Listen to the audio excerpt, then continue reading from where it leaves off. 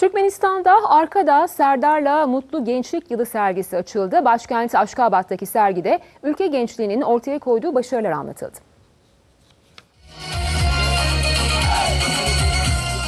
Türkmenistan'ın kalkınmasına katkı sağladılar, sağlıktan bilime, endüstriden ticarete tüm sektörlerde başarılarını sergilediler.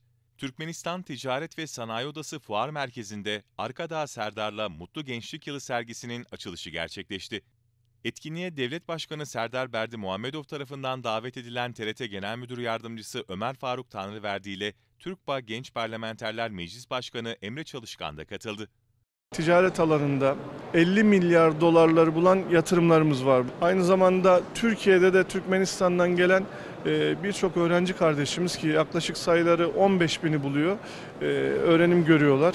Bizler de TÜRKBA Genç Parlamenterler Meclisi olarak buradaki Türkmenistan Meclis milletvekillerimizle beraber önümüzdeki süreçte TÜRKBA'yı daha etkin bir hale getirmek suretiyle çalışmalarımıza devam edeceğiz. Türkmenistan Türk Devletleri Teşkilatı'nda ve TÜRKBA'da şu an gözlemci üye sıfatında. İnşallah önümüzdeki süreç içerisinde de tam üye olarak Türkmenistan'ı da aramızda görmekten çok büyük mutluluk duyacağız. Etkinlikte Bakanlar Kurulu Başkan Yardımcısı Raşit Meredov ve Mehri Cemal Mehmedova ile TRT Genel Müdür Yardımcısı Ömer Faruk Tanrıverdi bir araya geldi.